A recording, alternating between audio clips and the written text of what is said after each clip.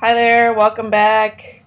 I am elated to tell you all that I've gotten my first request for a video, and you don't have to know that it came from a good friend, um, but it did. Anyway, I'm gonna make hummus for you real quick. I'm gonna use the same tool I used for the balsamic vinaigrette for any of those 5 of you who caught that video. My mini Cuisinart, and like I said, I got this for about $30, and it's been one of the best tools I have in my kitchen. So, well worth it. You can get them pretty much anywhere. Um, Basically, the reason I make my own hummus, it's far less expensive than buying it at the store. So, I have two 15-ounce cans of chickpeas here that I've thrown into the food processor, and those cans I got 5 for $3. And I use 2 in each batch, so that'll make me 2.5 batches for basically, I'd say, once all my ingredients are added up, maybe $5. Store-bought salsa these days runs probably $4 or $5 a container, which is probably a third of what this batch is going to make us. So, because it's so easy and it's so much less expensive, I've started to make it on my own.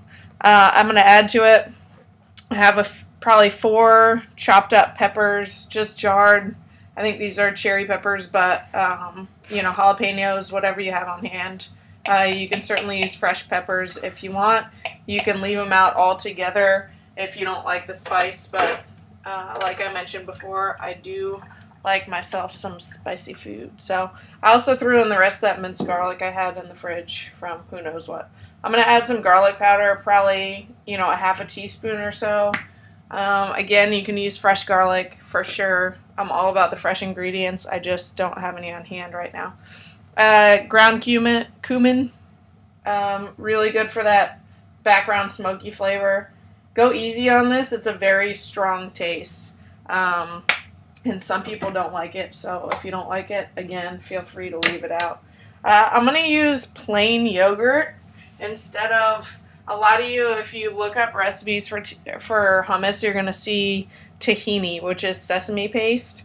Now, raise your hand if you have tahini. No one, obviously. So I use plain yogurt instead. It's going to give you the good creamy consistency, and you can get it for $1 or something a container in any grocery store. A lot of people have it on hand. So I'll probably use a third to a half of this container for this batch. This one's already open because I used it last time I made hummus, which was about 2 days ago. I eat a lot of it, what can I say?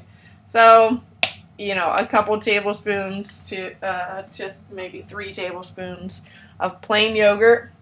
I'm going to add in, my favorite ingredient, extra virgin olive oil.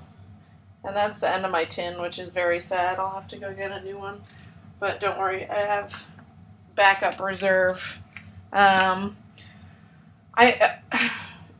you can see, I don't measure ever, which is because it takes too much time and you don't really need to. Once you get the hang of these sorts of things, it's all about proportions and just figuring out what works. I'm also going to add just some water, maybe a quarter of the can, just for the consistency. Now, for a long time I was trying to make hummus and I was having trouble getting the nice creamy consistency, smooth consistency without making it too oily. And I learned that just adding a bit of water really helps get it down to that. So salt, pepper, like we always talk about, maybe a teaspoon of salt. I'm going to go half a teaspoon or so of cracked black pepper. And then I'm going to go, 3/4 of a teaspoon of red pepper flake. Again, I like my spice level fairly high. And that's about it. I'm going to blitz this real quick and we'll give it a taste and see how it tastes.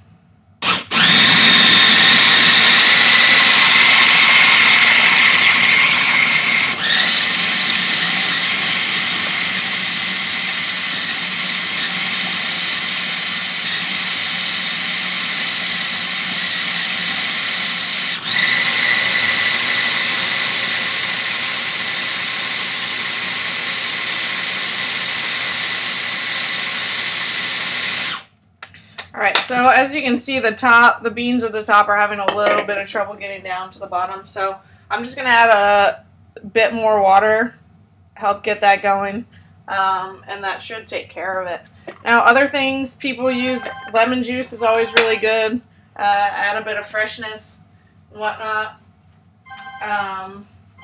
But again, you know, I cook with what I have, and I don't have lemons right now, so I'm not going to use them.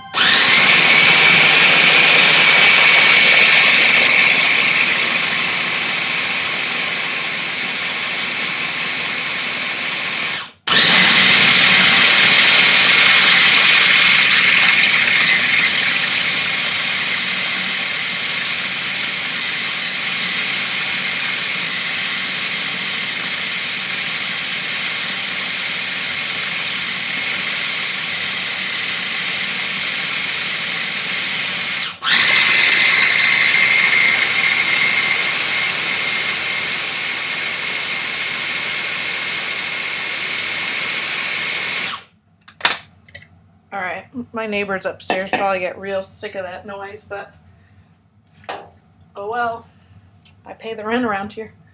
So I just have these little pretzel sticks. They're called, on the package, they're called old-fashioned dipping sticks, which is interesting because I've never seen them before like a week ago, but whatever. So you just want to give it a taste with something that you're going to eat it with, you know, pita bread, carrots, whatever. It's good. It needs a little bit more salt, but, you know, sorry, I'm talking with my mouth full. Adjust the seasoning, pulse it a couple more times. I promise you're going to love it. It's easy, it's quick, healthy, sort of the perfect snack. All right, enjoy, and I will see you all very soon. Bye-bye.